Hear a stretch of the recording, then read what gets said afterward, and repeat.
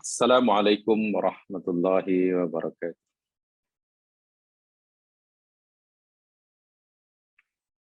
Innal hamdalillah nahmaduhu wa nasta'inuhu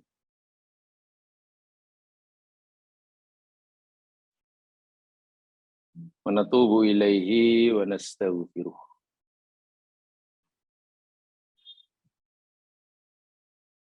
Wa na'udzu billah min syururi anfusina wa min sayyiati a'malina. May yahdihillahu fala mudhillalah wa may yudlil fala hadiyalah.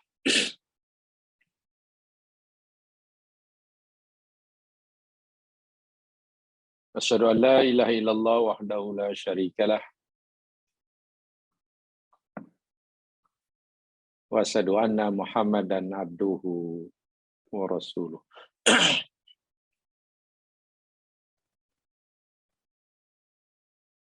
Allahumma shalli ala Muhammad wa ala ali Muhammad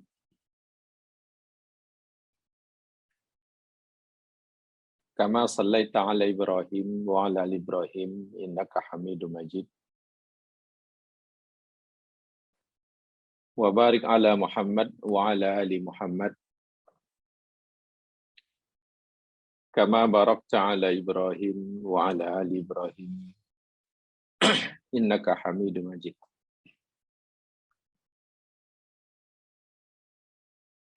Assalamu alayka ya Rasulullah. Assalamu alayka ya Nabiyallah.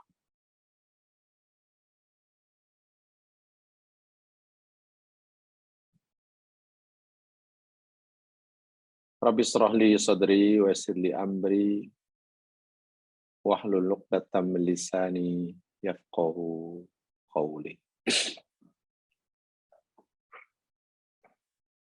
Amma ba'd.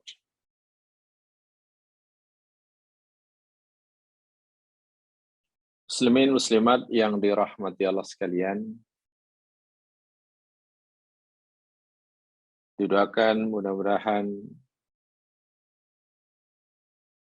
siapa yang sedang sakit Allah akan sembuhkan.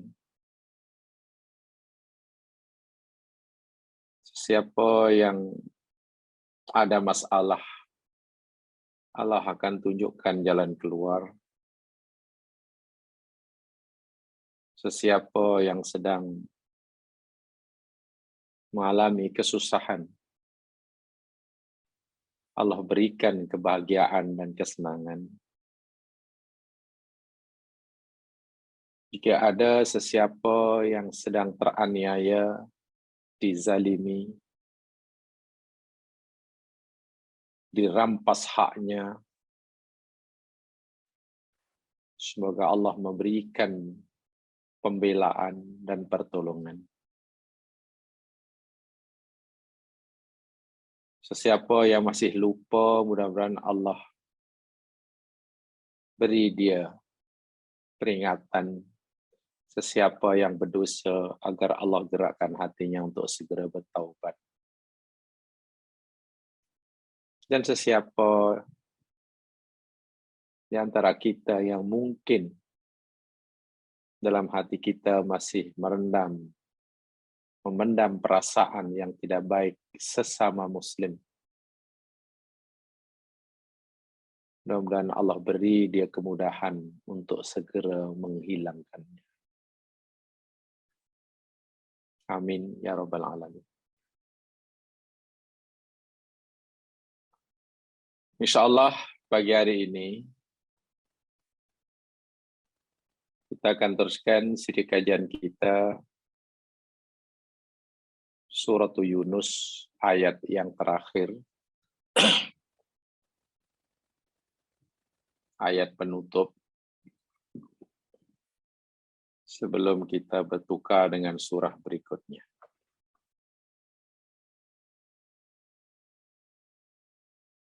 Mudah-mudahan kita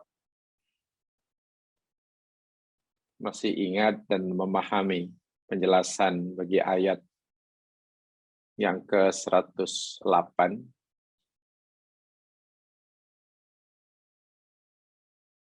Beberapa penjelasan penting daripada ini telah diberikan pada minggu lepas.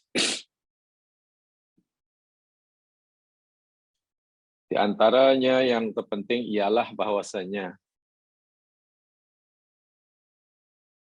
diturunkannya Al-Quran sebagai panduan hidup yang berisikan perintah dan larangan, diutuskannya Nabi dan Rasul bagi menjelaskan dan mencontohkan apa maksud sebenar isi kandungan Al-Quran itu. Ianya merupakan sebagian daripada sifat rububiyah Allah.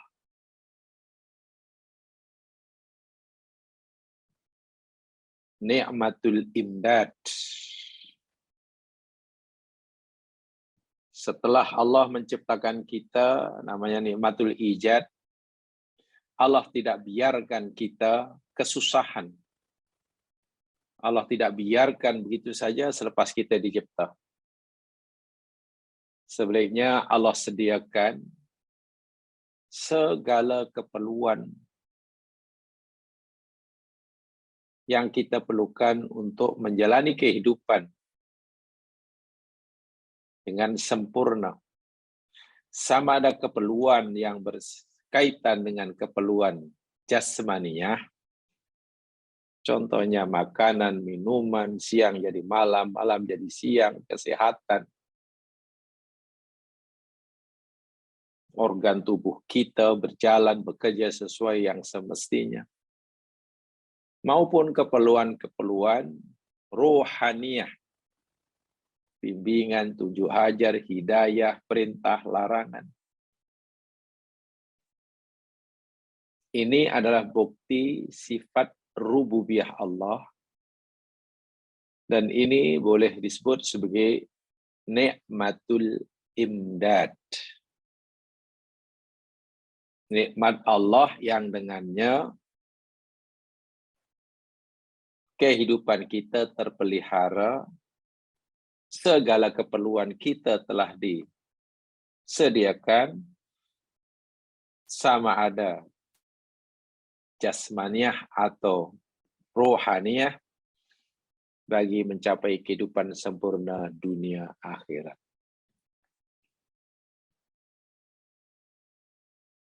Hanya sahaja nikmat rububiyah atau nikmat imdad yang besar ini, Allah berikan pada kita, sama sekali Allah tidak punya apa-apa kepentingan. Bermaksud, jika kita menerima nikmatul imdad, sifat rububiyah ini, bukannya Allah beruntung. Jika kita menolaknya, juga bukanlah Allah akan merugi. Allah tetap mempunyai sifat terpuji, mulia, berkuasa, dan sifat-sifat kesempurnaan yang lain. Sungguh pun jika sekiranya seluruh manusia tidak ada yang mau menerima nikmat imdad ini, menolak nikmat imdad ini, Allah tetap mulia. Tidak berkurang sedikit pun kemuliaannya. Sebaliknya, jika semua orang menerima dan mensyukuri nikmat imdad ini, sama ada yang berkaitan dengan nikmat jasmaniah atau ruhaniah, Allah tidak akan bertambah kemuliaannya, Allah tidak akan bertambah kuasanya. Nabi Muhammad SAW pun demikian juga, tidak akan bertambah kemuliaan kerasulannya jika seluruh umat mengikutinya. Kalaulah Allah tidak mendapatkan apa manfaat daripada ajaran yang kita diwajibkan untuk mentaatinya bila kita mematuhinya, dan Allah tidak melakukan apa-apa madarat jika kita menolaknya, termasuk Nabi, lalu buat apa? Allah suruh kita buat ini, Allah larang buat itu. Nabi suruh kita buat ini, Nabi larang kita buat itu. Semua itu adalah manfaat atau keburukannya bila kita menerima manfaatnya bagi kita, bila kita menolaknya, madaratnya pun kembali kepada kita. Ini yang perlu kita sadari. Kerana apa ya mas sekalian? Bila kita fikir Allah beruntung kerana kita menjadi hamba yang patuh, bila kita fikir Nabi Muhammad merasa bertuah karena kita menjadi pengikutnya, itu bahaya. Dahulu ada orang Islam yang hidup sezaman dengan Nabi daripada kalangan Arab Badui. Menunjukkan, mengungkit-ungkit keislaman diri mereka. Dalam bahasa yang mudah, Arab Badui ini fikir Nabi Muhammad beruntung punya umat macam mereka. Itulah.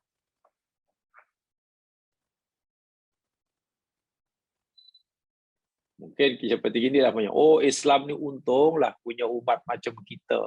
Kita orangnya baik, kita buat suruhannya. Allah tentu beruntunglah punya umat macam kita. Allah rugi punya umat, punya hamba macam Fir'aun. Ini salah besar ya mas sekalian. Fikiran itu adalah salah besar. Kenapa? Tapi di mana saya katakan di awal tadi. Kalau itulah yang kita fikirkan, ini bermakna kita meyakini kekuasaan Allah, sifat terpuji Allah akan bertambah-tambah jika hambanya memujinya, menyembahnya. Sebaliknya, jika tidak ada seorang pun hambanya yang mentaati perintahnya, Allah kehilangan kekuasaannya. Allah hilang sifat terpujinya. Bila Nabi tidak punya pengikut karena semua menentang, maknanya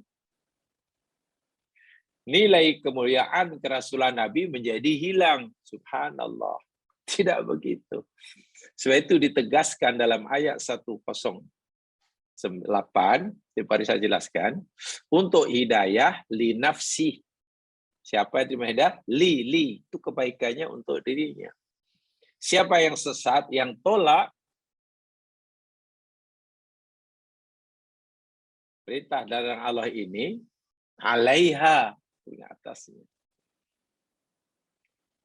Ya, saya tunjukkan contoh ya.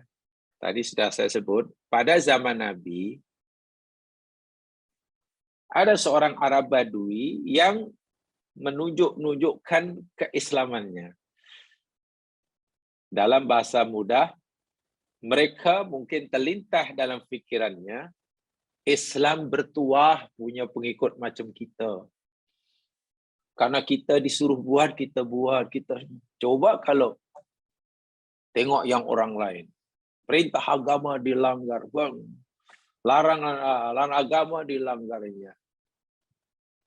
Perintah agama pula ditinggalkannya. Larangannya dilanggar. Mana Islam rugilah punya orang macam ini. Nabi Muhammad rugi punya pengikut macam ini. Allah rugi menciptakan makhluk seperti ini. Oh, itu bahaya sekali itu. Coba jamah rujuk. Contoh saja ya untuk sebagai tambahan. Surah Al-Hujurat ayat 17.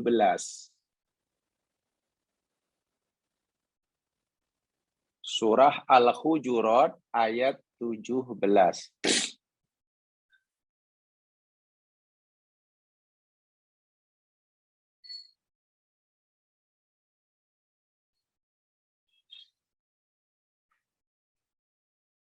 Sudah?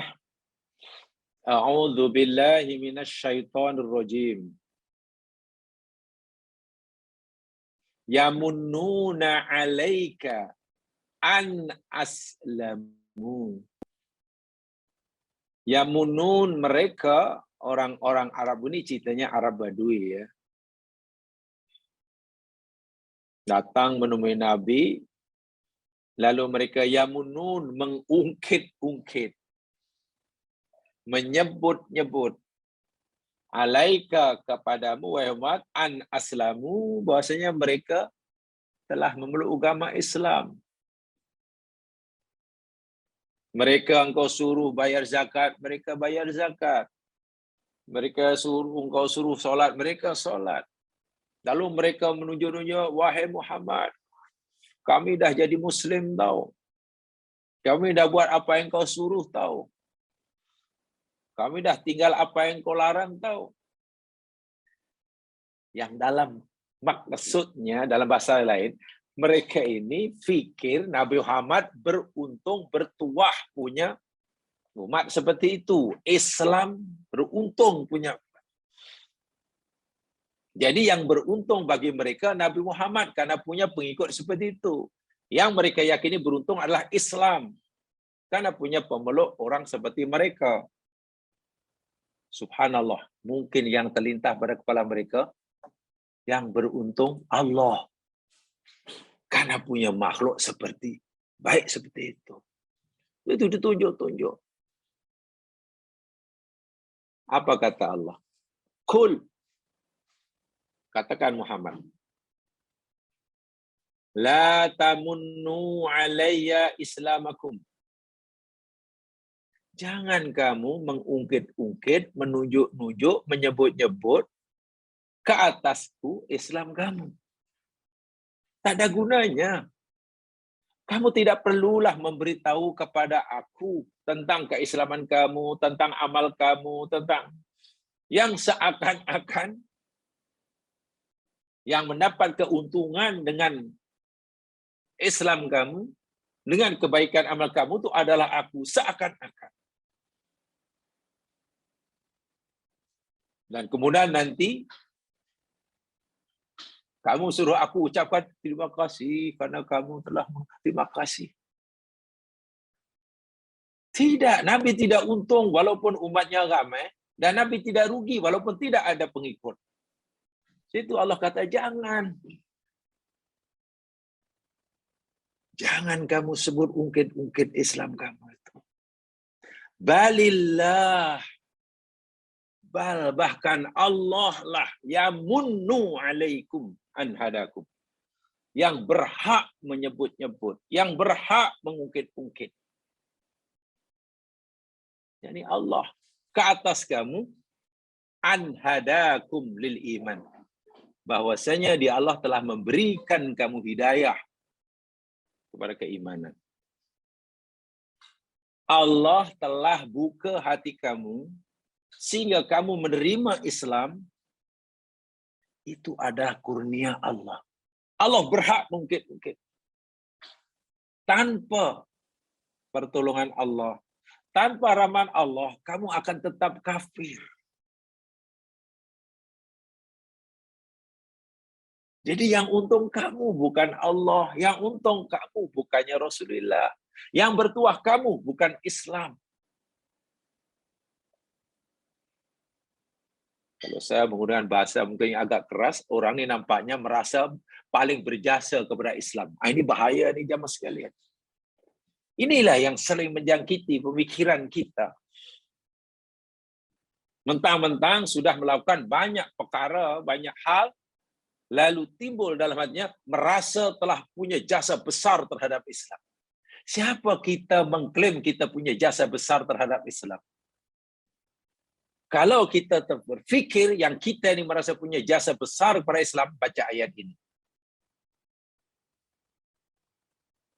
Allah kata, Muhammad, beritahu pada umat kamu yang merasa punya jasa besar kepada Islam ini. Allah lah yang menggerakkan hati kamu. Patut kamu syukuri hidayah Allah itu. Yang bertuah kamu, bukan Islam. Islam tidak beruntung dengan jasa kamu yang besar. Islam pun tidak rugi. Karena Islam itu agama benar, hak. Allah itu hak, Nabi itu hak. Dan salah satu daripada makna hak ialah tabat. Tetap. Tetap. Tidak akan berubah-ubah. Tidak akan dipengaruhi oleh faktor luar.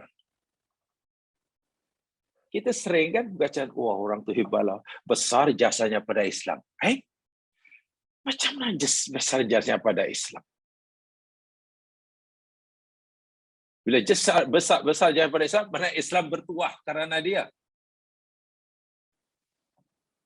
Saya tidak mengikuti fahaman yang seperti itu. Maaf, kalau mungkin ada orang begitu, silakan. Tapi terus terang, saya tidak mengikuti fahaman seperti itu. Sebaliknya, ia mampu melakukan suruhan Allah, ia mampu meninggalkan larangan Allah, ia mampu berbuat itu, anugerah Allah. Tanpa anugerah Allah, dia tidak berdaya. Jangankan melakukan kerja-kerja besar. Buat suruhan yang ringan pun tanpa pertolongan Allah, tidak mampu. Nah, bila orang ingat pertolongan Allah ini, inayah Allah ini, bila ia sedar kalimat la haula wala quwata illa billah ini, orang tidak akan merasa berbuat besar. Orang tidak akan merasa berkarya besar, berjasa besar. Sebaliknya ia akan terus merasa kurang syukurnya kepada Allah. Tahu ya mas sekalian, kalau orang tiba-tiba merasa berjasa besar, buat besar, ia telah membuka pintu ujub pada dirinya. Pintu ujub pada dirinya. Tapi inilah yang berlaku akhir zaman. Di mana saja ucapan itu sudah macam biasa. Ya mungkin karena sudah biasa dianggap tidak salah. Satu ucapan, satu pemikiran, kalau sudah dilakukan oleh ramai orang dan sudah dilakukan dalam jangka masa yang lama, pasti diterima sebagai kebenaran. Tapi bila kita renungkan, ayat ini saja, satu ayat saja. Oh iya ya. Apa ucapan ahli surga? Ahli surga nanti masuk surga, apa yang diucapkan oleh ahli surga? Sebenarnya mereka merasa tidak berhak sebenarnya masuk surga. Mereka masuk surga itu semata-mata karena rahmat Allah. Apa mereka kata? Alhamdulillahilladzi hadana li hada wa ma kunna linahtadiya. Alhamdulillahilladzi awthana al-ardha. Segala puji bagi Allah yang telah mewariskan kami bumi.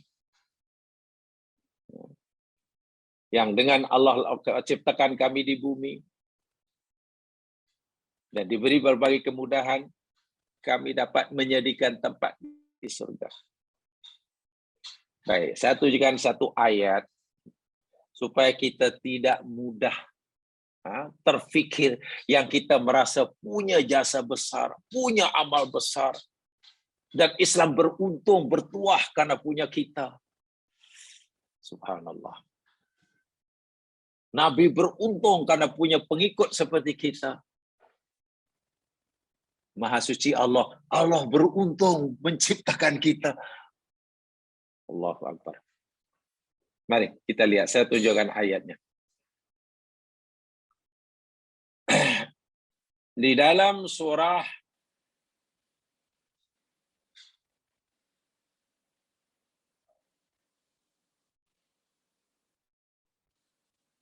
La ilaha wa ma kunna linahtadiya. Coba lihat dalam surah Al-A'raf.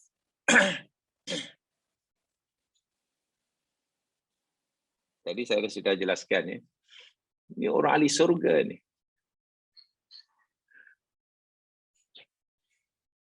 Ucapan ahli surga. Surah Al-A'raf ayat 43. Coba lihat. Al-A'raf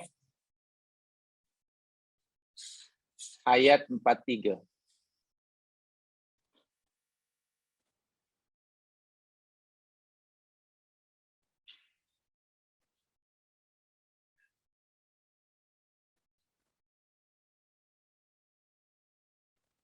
Sudah?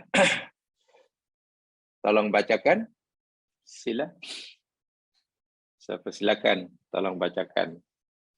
Supaya tambah pahala sebenarnya hari Jumaat. Saya baca Ustaz. Silakan.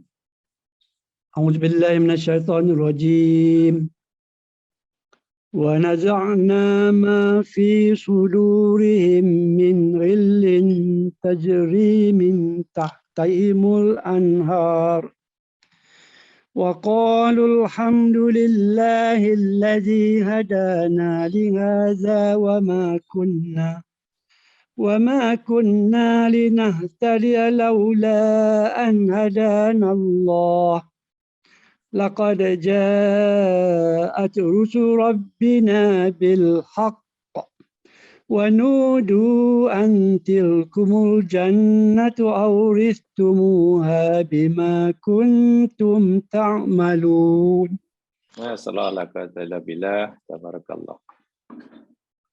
Ayat ini Allah ceritakan keadaan ahli surga, bukan dunia ya, dan di surga. Itu kemuncak kejayaan. Kemuncak kejayaan. Kalau ke dunia berjaya itu belum seberapa. Ya kejayaan dunia, ya jadi apa? Mungkin jadi orang kaya. Untung berniagaan. Sehat. Dinaikkan jawatan. Memegang kekuasaan. Tercapai cita-cita. Itu kejayaan dunia. Tapi sekali mata hilang lenyap. Orang dah lupa dah. Kita pun tidak lagi merasa bahagia dengan kejayaan itu. Ini akhirat kejayaan paling nyata, hakiki, yakni masuk surga. Apa yang dirasa oleh ahli surga? Apa yang disedari oleh ahli surga? Sehingga mereka bisa masuk surga ini. Pertama, Allah beritahu pada kita, wa naza'na, dan kami telah cabut. Naza'a, mencabut. Menarik dengan kuat. Naza'na. Ma apa yang fi sudurihim, yang ada dalam hati-hati mereka, min ghillin. Ghil itu mana asalnya keruh. Keruhnya air kadirun. Kalau keruhnya hati ghillun. Ya, sifat-sifat yang malmumah maksudnya. Sifat-sifat yang tercela dalam hati mereka ahli surga ini Allah sudah cabut keluar. Sehingga di dalam surga ini tidak ada orang yang dengki. Tak ada. Orang dengki, orang marah, orang dendam, orang tak ada. Hatinya bersih. Karena ghilun sudah dicabut keluar. Dan Allah gunakan kalimat naza'a. Apa maksudnya? Mencabut, menarik dengan kuat. Ya, karena jamaah sekalian, di dunia ini pun, kalau kita tidak ada usaha yang kuat, yang keras untuk membuang sifat-sifat keruh dalam hati kita, susah. Karena melekat, susah. Sudah sangat melekat. So, itu kan nazar. Kena sungguh-sungguh. Sehingga ahli surga hatinya semuanya baik. Tak ada dengki. Tak ada sombong. Tak ada suhudon. Tak ada merasa dirinya paling. Tak sebenarnya. Tajri min tahtihimul anhar. Mengalir dari bawah mereka sungai-sungai. Okay. Apa ucapan ahli surga setelah mereka berjaya masuk surga? Kemuncak kejayaan. Bukan hanya di dunia ya. Kejayaan di dunia kecil. Waqalu, dan mereka kata, alhamdulillah, tengok pujiannya. Segala puji bagimu ya Allah. Semua dikembalikan kepada Allah. Alhamdulillah. Segala puji bagi Allah. Allah yang mana nih? Oh, alladzi hadana. Allah zat yang telah menunjukkan kami, memberi hidayah kepada kami. Sebab alladzi hadana li hadza, yang telah memberi hidayah pada kami bagi agama ini. Wa ma kunna, dan tidaklah dahulu adalah kami linahtadiya, mendapatkan hidayah, laula an hadanallah. Kalaulah tidak kerana Allah tunjukkan kami atau beri hidayah pada kami. Tengok ucapan dia.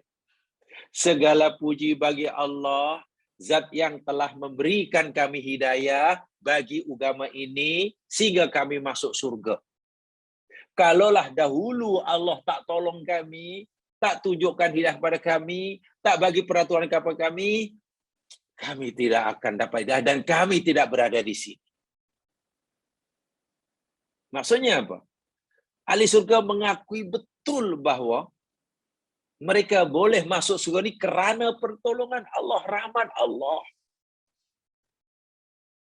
Bukan karena merasa dia telah berjasa besar, beramal banyak. Bukan.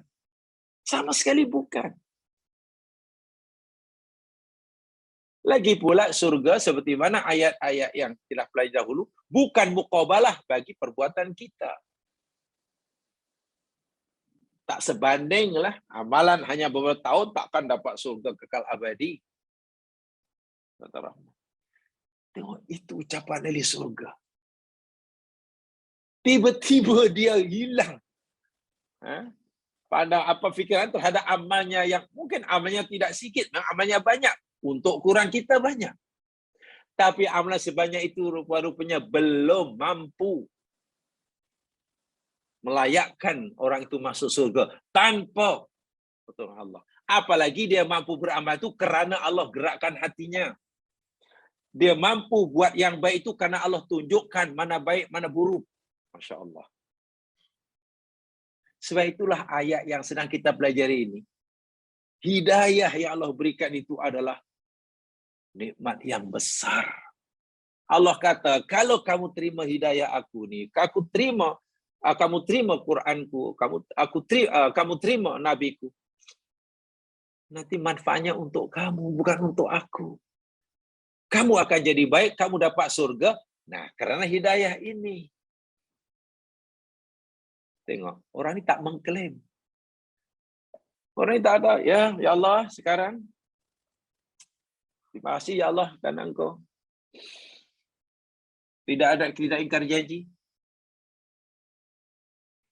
Dan memang hamba-Mu ini layak berada di surga. Karena hamba-Mu ini dahulu telah menghabiskan umur di dunia untuk berjuang, beramal.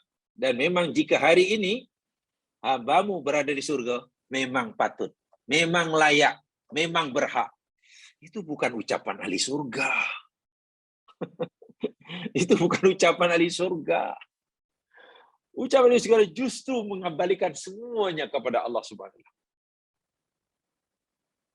Ini penting cara berfikir agama seperti ini. Karena itu yang akan dinilai oleh Allah. Keislaman kita yang dinilai oleh itu dalam perkara-perkara itu nanti. Bukan semata yang luaran. Coba sekarang, jika kita punya amal banyak, perintah Allah sudah kita lakukan, larangan Allah sudah kita tinggalkan, lalu tiba-tiba terlintas dalam hati kita keyakinan, wah, ya Allah, tengok amal hamba-Mu ini banyak, maka sudah selayaknya ya Allah, Engkau bagi kami begini. Kalaulah bukan karena kami, ya Allah, berpegang teguh pada agama-Mu, nampaknya agama-Mu ini sudah mati lama. Bahaya.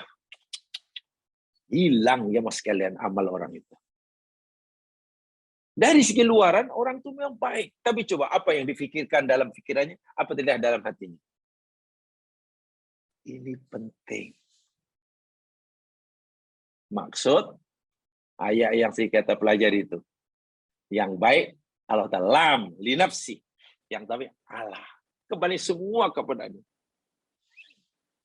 Dan saya ulangi, kita tahu benar kita salah. Itu pun karena Allah yang beritahu. Kita mampu memilih yang benar, kita mampu mengelak yang salah, itu pun pertolongan Allah. Coba apa modal kita? Tiba-tiba kita mengklaim berbuat orang yang hebat. Saya berkali-kali mengingatkan diri saya, macam sholat, macam azan adalah. Muazin, longkan azan, kita disuruh zikir macam muazin. Allahu Akbar, Allahu Akbar, Allahu Akbar, Allahu Akbar. Tiba ya hayyalah salah, hayyalah falah, mari kita salat. Mari kita salat. Allah ajak kita salat. Kita tak kata hayyalah salah, kita kata la haula wala quwwata illa billah. Seakan-akan kita kata jawab gini, ya Allah, ketika Allah kata, marilah salat, salat, salat, sembah aku kata Allah. Kita jawab, ya Allah, Engkau suruh hamba-Mu ini menyembah-Mu untuk salat. Hamba-Mu ingin sekali salat ya Allah, tapi hamba tidak ada kemampuan untuk melakukannya. Kalau tidak kerana Engkau bagi kami kemampuan. Beri ya Allah kami kekuatan. Karena la haula wala quwwata billah. Kami tak ada daya. Ada keinginan untuk melakukan perintah-Mu ya Allah. Tapi kami tidak punya kekuatan. Tolong bagi kekuatan. Selepas kita mampu sholat, kita tidak merasa diri kita hebat. Kenapa? Karena kakeknya kita tidak punya keupayaan untuk sholat. Kita hanya punya keinginan. Sebab itu selepas sholat kita ingat, oh terima kasih ya Allah karena Engkau telah bantu diri kami. Dengan sebab pertolongan-Mu sahajalah, bantuan-Mu sahajalah, hamba-Mu mampu melakukan suruhan-Mu. Dia lebih melihat kepada adanya pertolongan Allah kepada dirinya. Sehingga ia mampu melakukan perintahnya. Bukan melihat amal yang baru dilakukan. Dengan begitu amalnya nanti akan diterima.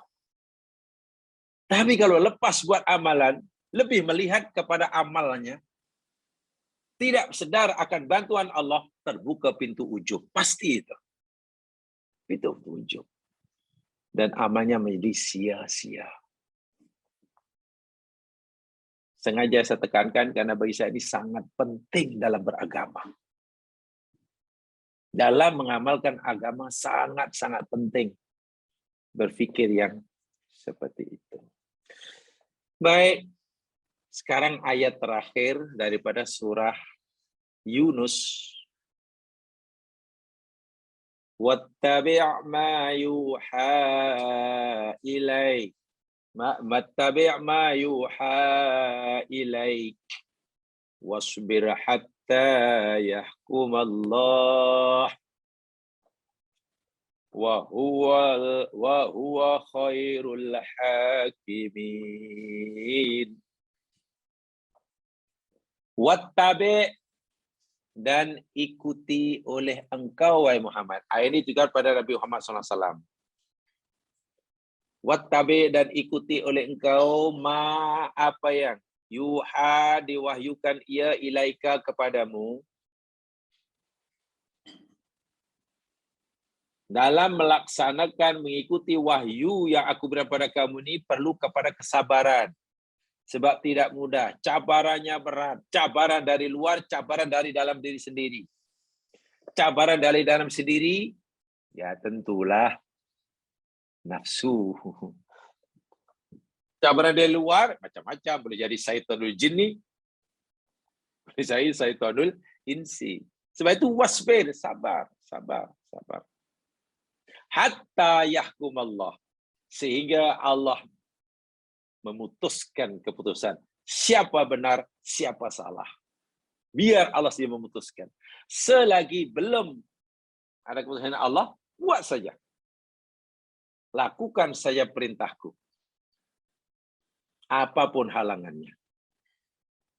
Biar Allah sendiri nanti akan memberikan kata putus terakhir. Penentu. Mana benar, mana salah, mana yang surga, mana yang neraka. Wa huwa khairul hakimin. Dan dia Allah itu sebaik-baik al-hakimin, yang memberi keputusan. Jamaah sekalian, di dalam ayat ini, ya, sebelum saya uraikan, saya ingin sampaikan dulu sedikit kalimatnya dulu ya. Wattabi. Ini dari si bahasa dahulu sebagai menambahkan pengetahuan ya. Sering saya katakan begini, di dalam Al-Quran,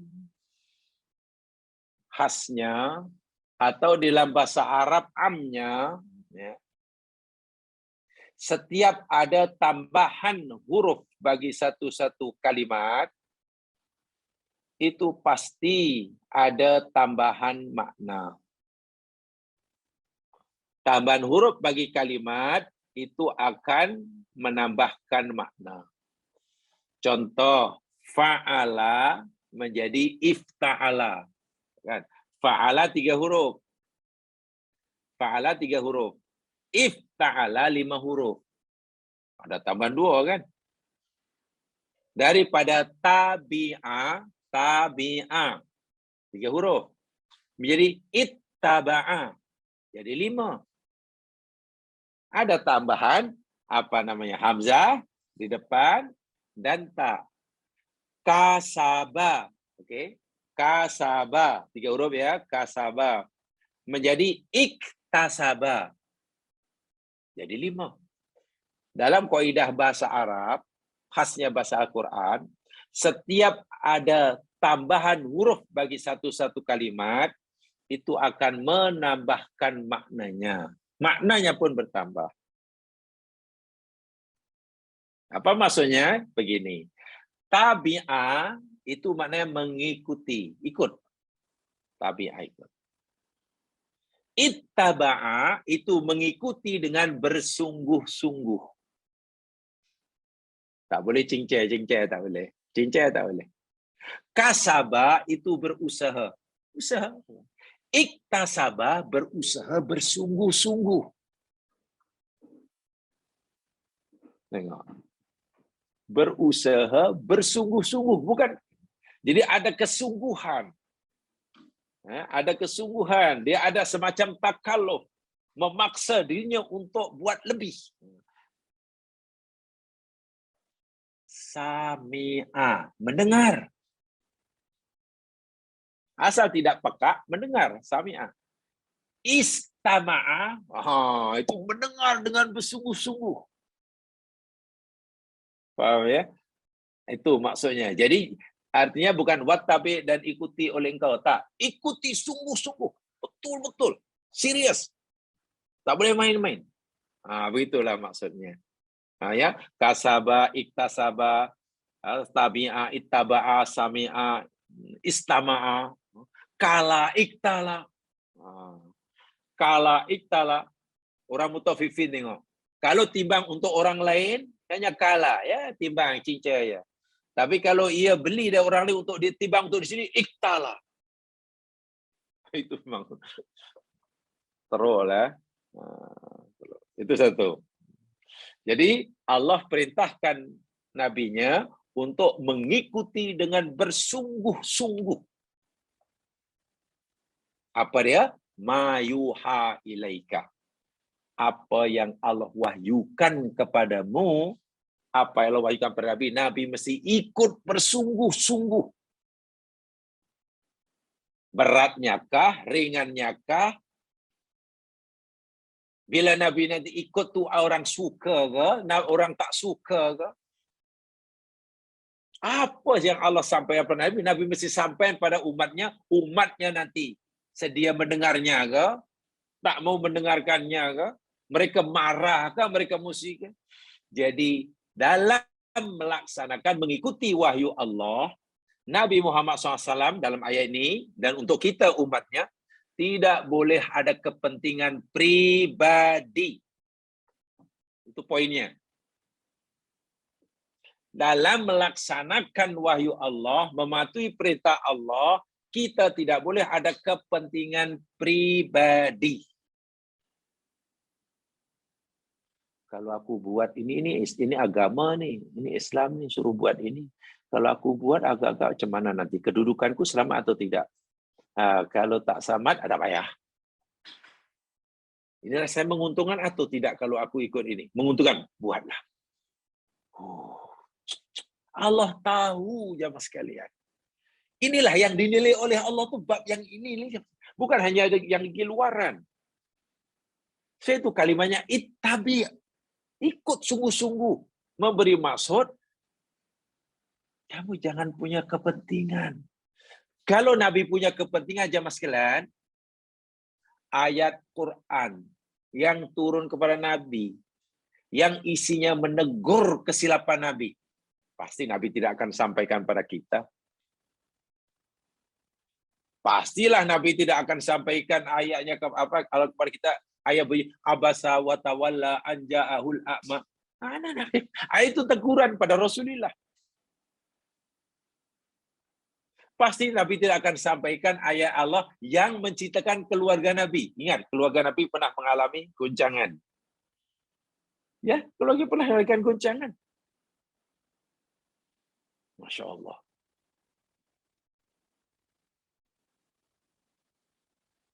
Nabi kan pernah minta maaf, ada bahasanya macam dipermainkan ya.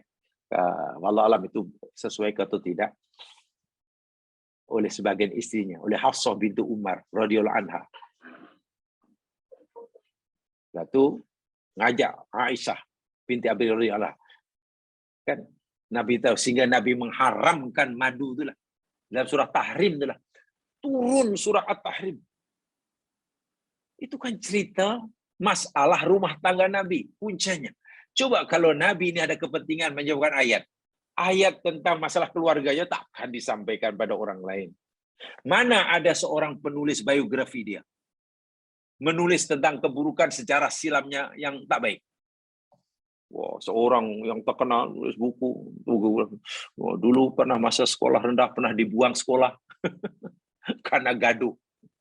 Lepas itu pindah sekolah pula baru 3 bulan lalu pula dihukum, dihalau pula oleh guru besar karena mencuri beg cikgu. Mana ada? Katalah kisah itu benar sekalipun dialami oleh orang tadi. Bila sudah berjaya pasti kisah-kisah tak betulnya, yang tak sedapnya pasti tidak akan ditulis lah. Ditulis mesti yang baik-baik saja. Karena ada kepentingan. Perintah Allah. Quran yang diturunkan kepada Nabi.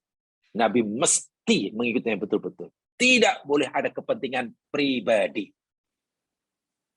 Pahit ke, manis ke, sedap didengar ke, tak sedap dengar, ikut sungguh-sungguh apa yang diwahyukan. Berat tak berat? Berat. Berat. Sehingga Nabi banyak musuh tuh karena itu. Coba kalau Nabi ada kepentingan, tak ada musuh. Ya, bagi aja. Sampaikan aja yang menyerukan mereka. Itu tempoh hari pernah saya katakan itulah. Saya pernah cerita. Ya cerita itu mungkin hanya anekdot lah. Tapi menarik kan. Saya pernah cerita tempoh hari. Bagaimana era dulu. Orde Baru di Indonesia dulu. Ketika Presiden nak mengangkat menteri itulah. Ada menteri di interview jam sekian. Dipanggil ya temu duga lah. Fit and proper test dipanggilnya. Tanya, ada tes itu. Fit and proper test tanya. Datang. Katanya sama. 2 campur 2 berapa? 4. Kata calon yang di menteri. 4. Oh ya. Tak boleh berubah? Tidak boleh Pak. Hanya 4. Oh ya sudah. Balik. B masuk. 2 campur 2 berapa? 2 campur 2. Tengok Bapak. Tengok keadaan. Tengok keadaan macam mana? Ya, boleh jadi 4. Tengoklah suasananya. Tengok sikon. Situasi dan kondisi. 2 campur 2 boleh jadi 4. Boleh jadi 5. Boleh jadi 3. Boleh jadi tengok. Oh. Jadi tak semestinya 4. Tidak. Bergantung sikonnya. Situasi dan kondisi. Presidennya boleh senyum-senyum. Baliklah. Kau balik dulu. Masuk yang ketiga. 2 campur 2 ada berapa? Nah, terserah Bapak, katanya. Kata yang ketiga, 2 campur 2 berapa? Terserah Bapak. Wah, ini terus jadi menteri. Kalau balik. Esok aku latih jadi menteri. Itu orang tak ada pendirian itu. Benda yang hak itu mesti disampaikan apa adanya. Tidak boleh ada kepentingan. 2 campur 2 mesti 4 lah. Orang suka ke tak suka ke. Itu yang dimaksudkan sebab ayat ini dengan bahasa mudahnya. Ittabi. Kamu nanti ia menguntungkan kamu, merugikan kamu, tak ada masalah. Itu yang poin yang saya sebut apa? Saya sebutkan tadi. Dalam mengamalkan agama Islam, dalam mengikuti ayat Quran, ajaran Islam, jangan ada kepentingan pribadi. Merah katakan merah, biru kata biru, boleh tak kata boleh, walaupun mungkin merugikan kepentingan kita, tak ada masalah. Kepentingan paling kepentingan kesaat, tapi kita untung di akhirat. Apa yang diwahyukan? Dan ini tidak mudah. Ya, tidak mudah. Karena tidak mudah, cabarannya berat, Allah perintahkan wasbir, tengok. Diikut sertakannya, dikaitkannya, digabungkannya, perintah mengikuti wahyu Allah dengan perintah sabar. Yang perintah sabar. Ya, karena tidak mudah. Cabarannya sangat berat. Menegakkan wahyu Allah itu cabarannya sangat berat. Saya terbaca ada seorang pengkaji di masa kursus dakwah dahulu lah. Masa menuntut ada satu kursus dakwah, motivasi dakwah. Biasanya adalah kursus macam itu sebagai ya kegiatan koko lah. Karena saya minat, jadi tertarik, masih ingat sekarang dikata. Nanti kalau kamu ingin mencapai kebenaran mutlak, kebenaran mutlak ini kebenaran Allah, cabarannya sangat berat. Kamu menghadapi musuh yang tidak sedikit. Karena yang tak suka kepada kamu, bila kamu bukan pada kebenaran, banyak. Pertama, yang tak suka dengan mukminun atau muslimun yahsuduhu. Orang mukmin, saudara muslim sendiri yang dengki pada kamu. Itu musuh pertama. Dan itu berat sungguh ya sekalian. Seorang yang ingin menyampaikan kebenaran akan berhadapan dengan banyak musuh. Musuh pertama katanya mukminun yahsuduhu. Orang mukmin sendiri, kawan muslim sendiri, saudara Islam yang dengki. Dan lihat sajalah hari ini. Sesama muslim saling dengki-mendengki. Yang tak suka justru orang muslim. Ya, sayang sekali lah. Kalau kita tidak mampu mengubah suasana aja mas sekalian, ya kita tak payah hanyut ikut-ikut lah. Kadang sedih juga ya melihat, ya kadang dalam surat khabar, dalam Facebook, orang beragama ini dengan orang beragama ini, orang bergelar besar ini saling ya salah menyalahkan, pengikutnya saling tuduh-menuduh fitnah. Kadang Allahu Akbar. Tak ada cara lain untuk menyelesaikan perbezaan selain cara gaduh di medsos yang tidak akan selesai masalah. Jadi ini mukminun yuksidu itu paling berhasil. Orang mukmin yang dengki. Saya yakin jamaah ada pengalaman sendiri.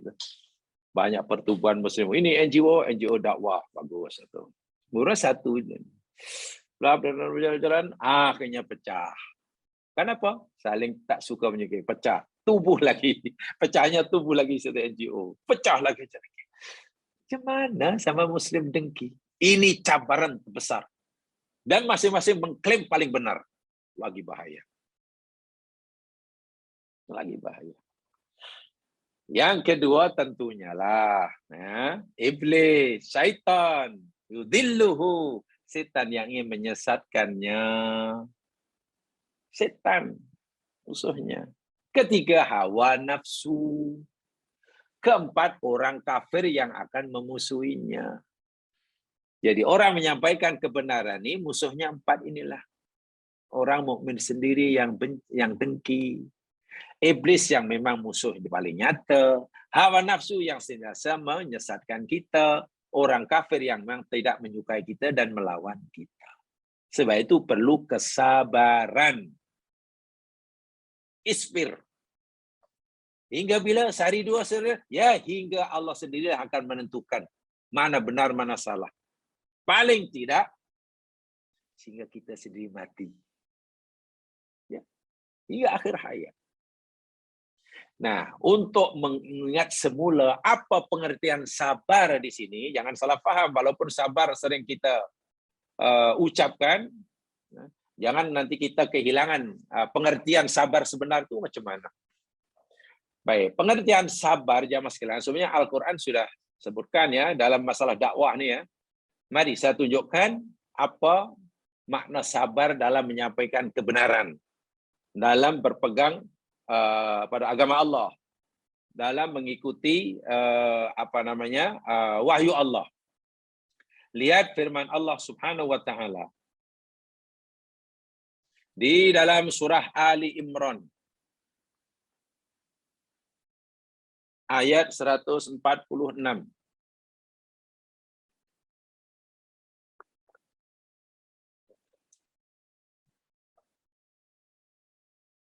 Ali Imran surah ketiga ayat 146.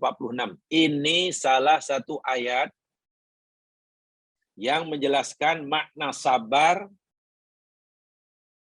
dalam berdakwah. Khasnya dalam berdakwah ya, khasnya. Saya tak kata hanya dalam dakwah, khususnya dalam dakwah.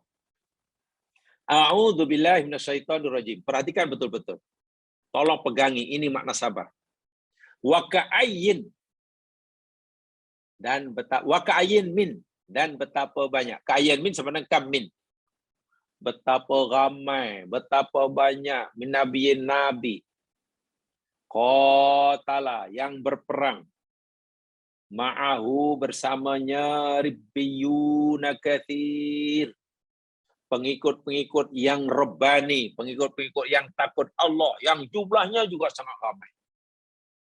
Allah cerita, berapa banyak nabi yang telah aku utuskan berjuang di jalanku, disertai oleh pengikut-pengikut yang ramai daripada kaum mereka yang takutkan aku. Lalu Allah sebutkan sifat-sifat mereka. Sifat mereka yang pertama, fama wahanu lima asobahum fi sabilillah. Ma wahanu. Mereka tidak merasa lemah kerana apa yang telah menimpa mereka di jalan Allah. Tak merasa lemah. Ujian sebesar apapun, kesusahan sebesar apapun, kepenatan sedasar apapun, mereka tidak membuat mereka lemah. Tidak membuat mereka lemah. Wa ma dha'ufu. Dan mereka tidak merasa lemah. Apa bezanya jemaah sekalian? Wahanu dengan dha'ufu. Kedua-duanya maknanya lemah. Ada yang memahami begini. Ma wahanu, mereka tidak lemah semangat. Ma dha'ufu, mereka tidak lemah fizikalnya. Tidak mengurangi ikhtiar dan usahanya, akan terus bergerak. Ibarat orang mendaki bukit, hendak mendaki Himalaya, karena cita-citanya nanti boleh memacakkan jalur gemilang di puncak Himalaya, panjaran Everest, lutut dah bergetar pun, penat pun hawa, dia tidak akan mengurangi usahanya, akan terus berusaha memanjat. Terus memanjat. Nah, usaha fiskal yang ini namanya mereka tidak dha'ufu. Mawahanu, mereka tidak lemah semangat, tidak putus asa. Semangatnya tetap berkobar-kobar, sehingga tangannya lemah pun akan terus menggapai ke atas. Nomor 3, wamastakanu. Dan mereka tidak menyerah. Pantang menyerah. 3 inilah ciri sabar. Wallahu yuhibbus sabirin. Allah suka orang sabar. Jadi sabar itu yakni ma wahanu, ma dha'ufu, mastakanu. Tidak lemah semangat, tidak lemah, tidak mengurangi ikhtiar, berusaha terus, dan pantang menyerah. Itu makna sabar. Jadi gabungan daripada tiga sifat ini, mawahanu, madaufu, mastakanu, mana orang sabar, orang yang cergas, bukan orang yang lembek. Orang sabar, orang yang kuat, bukan orang yang lemah. Orang sabar, orang yang banyak bergerak, bukan orang yang duduk temenung. Mungkin digambarkan dia itu penyabar, oh patutlah dia duduk temenung, tak buat apa-apa, ya sabar dia duduk temenung. Itu bukan sabar. Saya tertarik ya. Ada peribahasa Melayu. Sesuai dengan peribahasa Melayu ini. Sabar makna ini. Sabar dalam pengertian mawahanu, madaufu, mastakanu. Ini sesuai dengan itu ucapan Melayu itu apa? Berakit-rakit ke hulu, berenang-renang ke tepian. Bersakit-sakit dahulu, bersenang-senang kemudian. Itulah sabar. Nak menyeberang sungai. Mesti sampai sana, tak boleh tidak. Tapi sampan tak ada. Macam mana nih sampan tak ada? Dia tidak duduk temenung, tak apalah. Kalau ada sampan, adalah. Tak ada. Tak ada rezeki lah. Tak ada rezeki. Itu bukan penyabar. Awak ni sabar sungguh lah. Satu hari duduk situ tunggu sampan ada. Itu bukan sabar. Sabar bukan orang yang memancing. Sabar ini ibarat orang yang berburu, bergerak. Macam mana kalau tak ada sampan? Oh, ini ada buluh nih. Saya mesti kerap. Tebang buluh. Tak pula diikat buluh itu. Untuk rakit. Selepas itu, tak apa, kita kena gayuh ke ujung sana. Memang melawan arus susah, tapi tidak lemah semangat. Tidak lemah semangat, tingkatkan usaha, pantang menyerah selagi belum sampai ke tepian pantai hujung. Itu orang sabar. Jadi orang sabar bukan orang menunggu. Ibaratnya bukan macam orang memancing. Orang memancing kan tunggu ya. Tunggu. Itu bukan orang sabar. Orang sabar itu orang memburu. Jalan. Mana kijang. Mana rusa. Cari-cari. Oh situ. Lari sana. Nah, dalam berdakwah macam inilah sabar. Semangat tidak hilang. Ikhtiar tidak berkurang. Selagi belum mencapai malamat, pantang menyerah. Coba kalau pengenal sabar ini dipraktikkan dari awal-awal lagi, betapa indahnya hidup. Tidak ada orang yang gagah. Malangnya, kadang-kadang sabar ini difahami kurang tepat. Karena difahami kurang tepat, ya akhirnya banyak orang yang gagal. Beralasan sabar malah gagal. Sedangkan orang sabar Allah janjikan kejayaan. Coba bagaimana? Allah janjikan orang pada orang sabar ini kejayaan. Setelah orang mengamalkan sabar malah gagal. Itu salah ayatnya atau salah pengertian terhadap ayat. Yang keduanya, kadang tajuk sabar ini ya mungkin hanya sesuai bagi orang yang sudah lemah. Wah, sabar justru sangat sesuai bagi orang yang masih kuat. Muda, tenaga, fikir masih kuat. Itu patut ditanamkan sabar. Itulah maknanya. Sebab itu Nabi tengoklah. Mana Nabi pernah lemah semangat? Mana Nabi pernah mengurangi ikhtiar? Dalam keadaan yang paling terdesak, paling kritikal pun Nabi sentiasa cari ikhtiar. Macam mana supaya? Dan pantang menyerah selagi belum mencapai matlamat dan cita-cita. Itu makna sabar dan Allah suka orang sabar. Jadi kasih kata orang sabar, orang cergas, bukan orang yang malas. Orang yang kuat, bukan orang yang lemah. Orang banyak bergerak, bukan orang yang banyak berdiam. Jadi kalau alasan duduk teman, kenapa kamu duduk sini, tunggu sini, tunggulah. Nak seberang ke sana, tapi nampaknya perahu tak datang, tangkap sampan tak ada. Yalah, kalau hari ini memang tak ada, tak operasi, dia cuti, tak apalah, sabar je, tunggulah sampai datang. Kalau ada rezeki, tak ada, ya. Kalau ada rezeki lah, kalau tak ada, qada qadar. Ini sebetulnya kurang betul memahami makna agama. Inilah bahayanya, bila agama yang pada istilah agama pada zaman Nabi, seperti sabar, tawakal, qanaah, ridha, itu istilah-istilah mulia dalam agama kita. Karena Nabi ajarkan dengan betul, sahabat memahami dengan betul, maka sahabat-sahabat orang-orang yang berjaya dunia akhirat hidupnya. Ya, maju, negara sangat maju. Masya Allah. Negara yang baru dibina, merdeka, isinya baru 2 dekad ya Mas Kilan, mampu berdikari. Bayangkan. Negara didirikan daripada kosong, baru 2 dekad. Sudah menjadi negara maju, musuh pula gerun, berdikari dari serba-serbinya. Ekonomi berdikari, politik berdikari, ketenteraan berdikari. Itu berkat kesabaran yang diajar oleh Nabi. Jadi istilah agama yang karena dahulu difahami dengan betul membuat bangsa maju, istilah agama yang sama karena mungkin difahami tidak betul malah membuat orang mundur. Itu bukan salah agamanya, salah pemahamannya. Salah pemahamannya. Apalagi bila diartikan salah itu akhirnya itulah.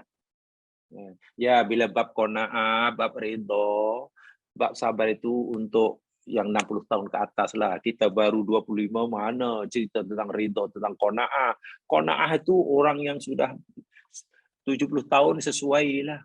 Nah, akhirnya begitu anak-anak muda. Tak minat belajar qanaah. Wah, qanaah, sabar itu justru itu yang paling patut memahaminya ketika mereka masih muda. Syaratnya pemahaman yang betul. Pemahaman betul. Itu kewajiban kita semuanya, Mas Kan, ya. Baik, dengar ya. Kerana tidak mudah melaksanakan mengikuti wahyu itu, berat, cabarannya berat. Sesama Islam. Contoh pada zaman Nabi orang munafik lah. Orang munafik kan orang Muslim. Diperlakukan sebagai orang Muslim. Dengkinya luar biasa. Itu perlu dihadapi. Perlu dihadapi. Orang kafir sudah jelas. Sudah jelas orang kafir. Memusuhi. Tapi tak apalah sekurang orang kafir musuh dari luar, senang nak kesan. Yang di dalam. Yang ketiga, setan. Itu tak nampak. Itu tak nampak. Tapi sentiasa mencari peluang. Nah, yang keempat, hawa nafsu. Itu kudu dilawan. Contoh, peperangan Uhud. Menegakkan agama Allah, agama yang benar. Ikut firman Allah, tidak boleh ada kepentingan pribadi. Kena sabar. Karena perang Uhud itu perang dahsyat. Ada mereka tak sabar. Lawan, kalah dengan musuh. Apa musuhnya? Ya, musuhnya bukan orang kafir saja waktu itu. Musuhnya bukan orang munafik saja. Musuhnya hawa nafsunya. Karena ada pasukan-pasukan elit yang jaga Jabal Rumat. Ini namanya penembak jitu, sharpshooter. Nah, sharpshooter meninggalkan puskawalan. Kenapa? Tergiur dengan harta yang ditinggalkan oleh orang kafir di bawah. Wahai itu hanya siasat orang kafir. Bukankah hawa nafsu? Kalah melawan nafsunya. Orang sedang menegakkan kebenaran, terpesona dengan harta dunia yang sedikit. Kalah. Itu sabar itu luar biasa susahnya. Musuhnya paling tidak 4 itu. Orang mukmin yang dengki, orang kafir yang memusuhi, setan yang saya menyesatkannya, tentulah hawa nafsu yang sentiasa memisongkannya. Cara menghadapnya sabar. Sabar itu pula jangan lupa ada 3 unsur dalam ayat ini. Mawahanu, madhaufu, mastakanu. Kita sakit, jatuh, tulang retak, di simen. Dokter kata, insya Allah ini sembuh. Tapi caranya Encik kena rajinlah. Rajinlah kena buat fisio. Ya, kalau tak rajin pergi ke hospital, mungkin Encik mampu beli sendirilah alat ini di rumah buat fisioterapi. Boleh. Kalau sabar, insya Allah sembuh. Sehari, 2 hari, seminggu, rajin buat. Ya, saya sepertinya diarahkan seminggu. Nampak dah 2 minggu, 3 minggu macam tak ada perubahan, makin kurang. Biar tiap hari, ini hanya 3 hari sekali. Dari 3 hari, seminggu sekali. Akhirnya sebulan sekali. Lah kan entah apalah. Nampaknya memang nak kena sabar je lah. Nampaknya memang tak akan sembuh, sabar je lah. Kalau sembuh maknanya rezeki lah. Kalau tersembuh, ya sabar jadi qada dan qadar. Macam mana kata sabar? Dia sudah menghentikan usahanya. Dia sudah lemah semangatnya dan dia sudah menyerah kalah. Orang yang lemah semangatnya, mengurangi ikhtiarnya dan sudah menyerah kalah, itu bukan orang sabar. Orang sabar yang ma. Semua ada ma kan? Ma wahanu, ma daufu, mastakanu. Paham ya? Itu sudah dipraktikkan dalam semua hal. Dan perintah agama ya, ini perintah agama, bukan perintah, bukan arahan, pakar motivasi, bukan. Ya, kalau kita katakanlah tidak percaya, kita abaikan kita lah apa ucapan pakar motivasi, seorang motivator yang hebat, ya paling-paling ya tidak dosa lah. Paling-paling mungkin kita ya agak rugi sikit. Tapi kalau kita mengabaikan perintah agama, itu bukan hanya rugi ya Mas kan, dosa. Jadi sabar yang seperti ini adalah perintah agama, bukan apa kata seorang motivator tersohor, bukan. Bukan ucapan motivator tersohor. Motivator bukan. Hatta yahkumallah, Masya Allah. Sehingga Allah akan menghukumkan. Hakama itu maknanya memutuskan. Hakama itu memutuskan. Jadi ibaratnya begini ya. Ada memutuskan, putus.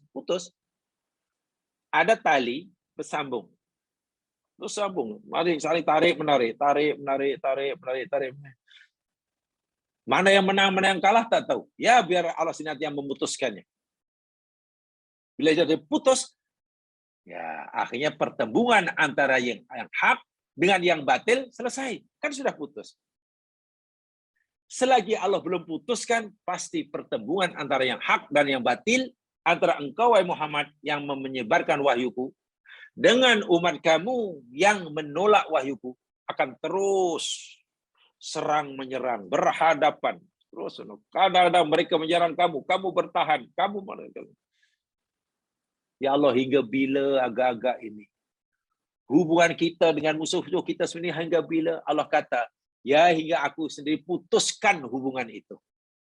Bila sudah putuskan hubungan, yang hak sudah tidak ada lagi hubungannya dengan yang batil sudah tidak lagi mengganggu yang hak. Karena masing-masing sudah menerima balasannya. Subhanallah. Benar-benarlah.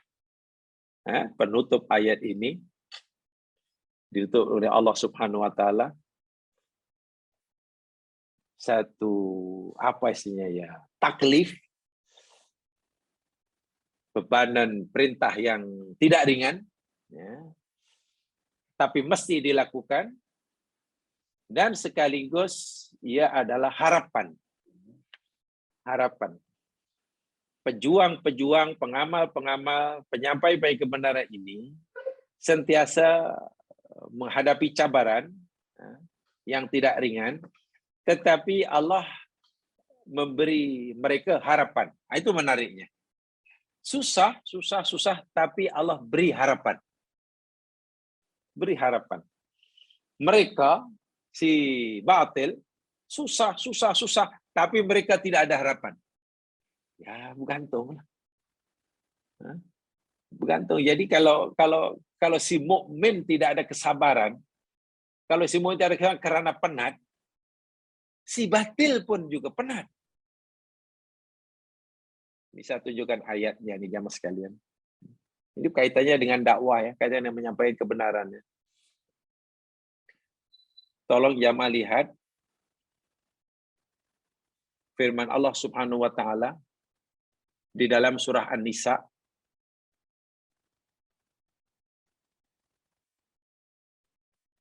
ayat yang ke-104. Surah 4 ayat 104.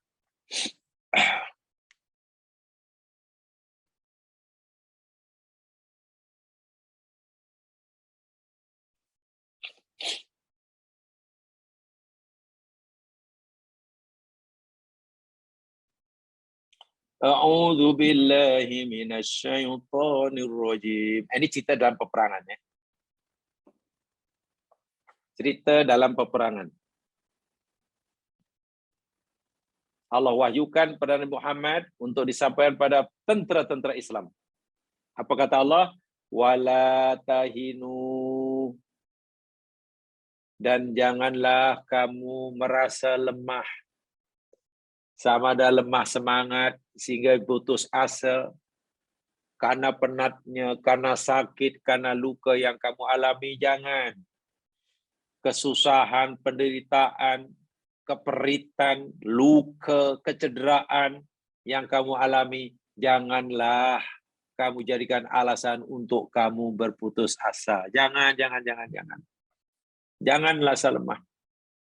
Fibtigha'il qaum, di dalam usaha kamu mencari, menawan, mengalahkan musuh. Jangan. Ini dalam peperangan. Kamu dalam peperangan, pasti kamu penat, pasti kamu tercedera, pasti kamu luka, pasti kamu bla bla. Tapi jangan kamu jadikan semua itu, janganlah semua itu kamu jadikan alasan untuk berputus asa, untuk undur ke belakang. Jangan.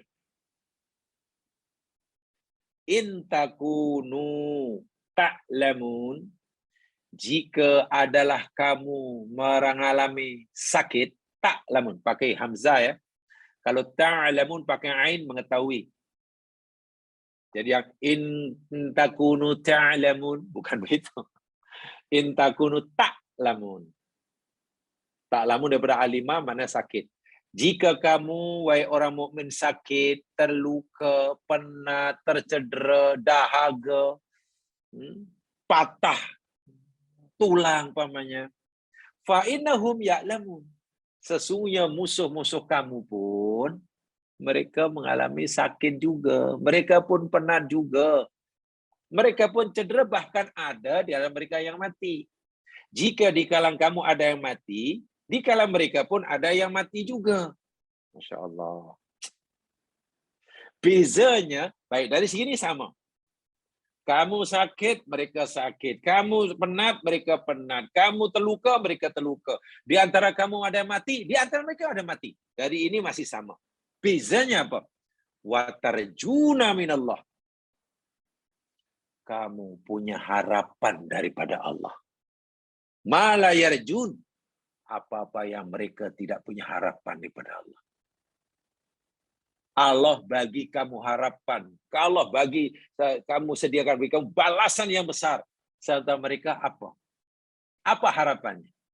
Jika mereka menang, mereka tidak semua jadi panglima perang. Tidak semua jadi jenderal.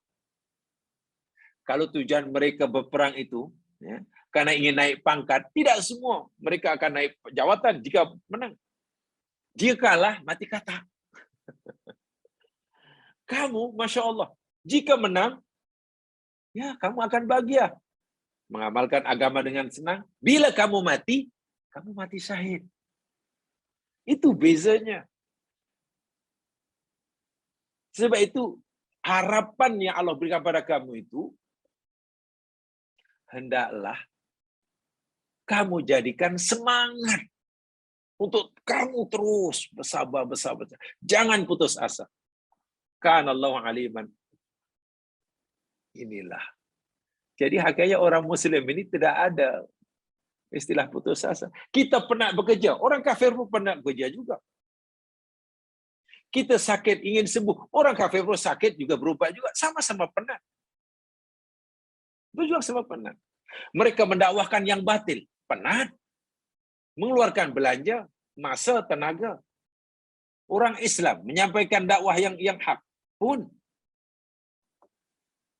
apa namanya? Mengeluarkan belanja juga. Belanja juga. Penat juga. Bezanya orang Muslim ada harapan. Allah bagi harapan, sementara orang kafir tidak punya harapan. Wallahu a'lam. How far is true? Dahulu kan ada berita ketika Afghanistan berperang melawan Rusia. Dulu sebelum Taliban. ketika Pakistan, Afghanistan dijajah oleh Rusia.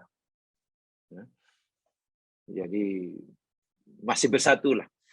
Orang Afghanistan itu waktu itu fahaman apapun bersatu. Maklum ingin mempertahankan negaranya. Bahkan Amerika datang membantunya, menghalau Rusia. Dari si ketenteraan jauh. Kemampuan serangan, persenjataan jauh. Ringkas kata, akhirnya Rusia dapat dihalau keluar. Orang Afghanistan dengan tentera, dengan senjata apa adanya, pakaian tentera pun bukan macam tentera, itulah pakaian sehari, pergi pasar itu pakaiannya, ke sholat itu pakaiannya, berperang itu pakaiannya, menang pula. Menang pula. Nah, lalu adalah ada penganalisis tentang ketenteraan ini, apa puncak kemenangan. Lalu diriliskan hasilnya. Banyaklah sebab kemenangan Afghanistan, negara yang di atas kertas boleh dihancurkan oleh negara Rusia sekali mata, ternyata malah Rusia pula yang hengkang dari bumi Afghanistan. Banyak faktornya. Satu di antaranya mengejutkan kita, jangan masih ingat ulas. Rupanya ini faktor dalaman tentera masing-masing. Tentera Afghanistan, faktor dalamnya, kekuatannya, kesabaran tadi. Pantang menyerah, kalau mereka sakit, Rusia pun sakit. Jika aku terluka, mereka pun terluka. Jika ada antara kami yang terbunuh, tentera mereka pun terbunuh. Beza dia. Kami ada harapan daripada Allah. Bila kami menang, kita merdeka. Kita bebas. Berjaya memudahkan kita mengamalkan syariat kami. Bila kami mati, syahid. Yang tentu Rusia, yang pangkatnya kecil-kecil, pangkat rendah, yang diarah untuk perang, coba apa matlamatnya? Iyalah, kalau aku perang mati-matian, ini risiko nyawa nih. Kalau tak kena silap hari, boleh mati nih. Kalau aku menang, dapat apa aku? Takkan daripada askar biasa, prajurit biasa, aku udah jadi Lieutenant General, tidak mungkin. Nanti yang senang orang yang duduk di Moskow. Jadi kalau aku menang pun apa? Nih, kalau aku mati sia-sia. Nah, ini faktor dalaman. Jadi semangat untuk berjuang akhirnya kurang. Sementara semangat untuk berjuang di kalangan orang Afghanistan sangat tinggi. Sebab kalau mati syahid. Dalam agama, dalam istilah Arab ada istilah itu. Ish kariman au mut syahidan. Hiduplah engkau sebagai orang yang mulia atau matilah kamu sebagai orang mati syahid. Akhirnya betul-betul Ali Imran tadi diamalkan betul-betul. Ma wahanu ma dhaufu mastakan. Rusia lari ya masilan. Dunia tak terlintah langsung Rusia boleh kalah dengan saat itulah. Ya, tapi karena dunia ini ujian ya. Ingat ya, dunia ujian ya. Ditindas pun ujian, menang pun ujian. Dijajah pun ujian, merdeka pun ujian. Masa ditandak, dijajah, dia berjaya. Menghalau. Setelah merdeka, apa yang berlaku? Ya hingga hari inilah, wallahu a'lam. Bergebur sama sendiri. Musuh sudah lari, akhirnya gaduh sama sendiri. Sampai sekarang tidak aman. Wallahu a'lam. Itu cerita yang lain. Itu pernah, saya masih ingat. Satu penganalisa ketenteraan dunia. Cari apa puncak. Betul. Firman Allah Subhanahu wa Ta'ala. Jadi, kalau orang-orang kafir, orang Yahudi, orang Kristen, orang Kristen mendakwahkan agamanya, ingin mengkristikan orang Islam. Orang Yahudi menindas orang Islam. Orang Islam juga ingin mendakwahkan Islamnya, mengislamkan orang yang belum Islam. Sama-sama penat.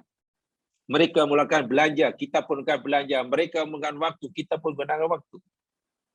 Mereka penat, mereka dicaci. Bukan senang. Bezanya, kita ada harapan. Mereka tidak ada harapan.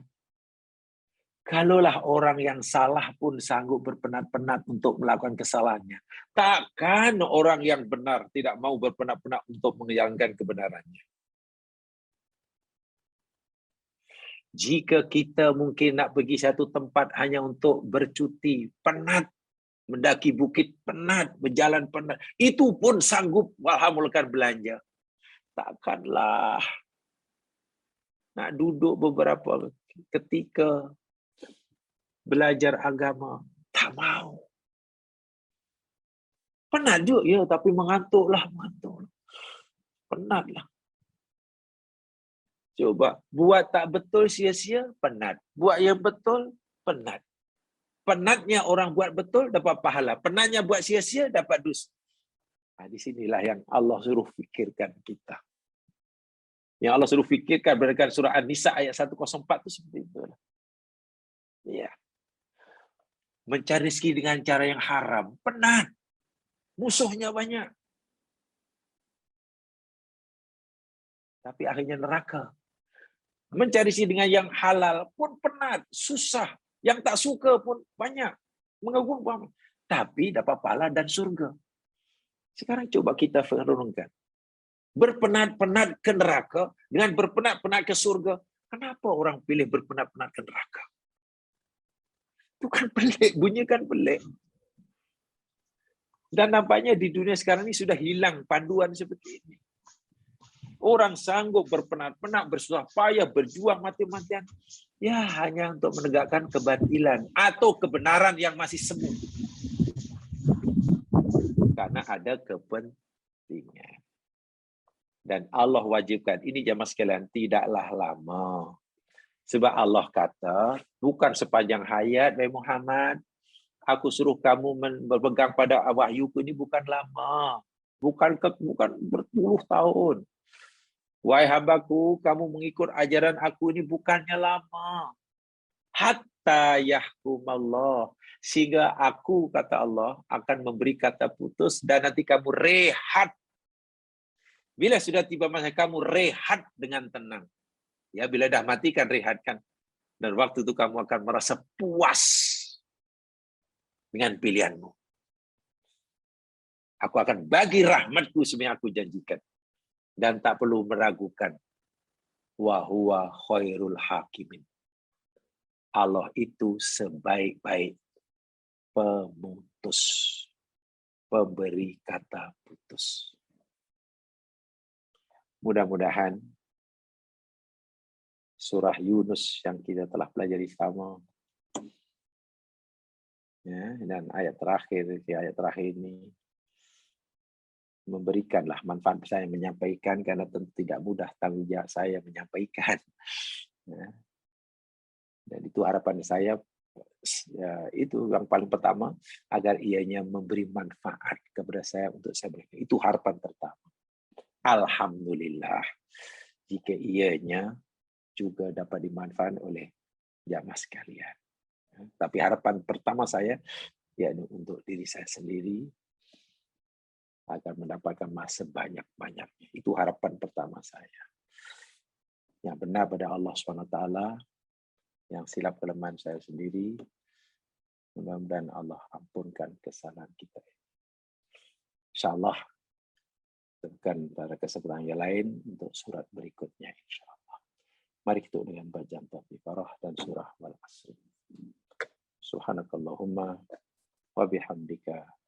Asyhadu an la ilaha illa anta astaghfiruka wa atubu ilaik. A'udzu billahi syaitonir rajim wal 'ashr. Innal insana lafi khusr illa alladziina aamanu wa 'amilus shalihaat wa tawassaw bil haqq wa tawassaw bis sabr. Assalamualaikum warahmatullahi wabarakatuh.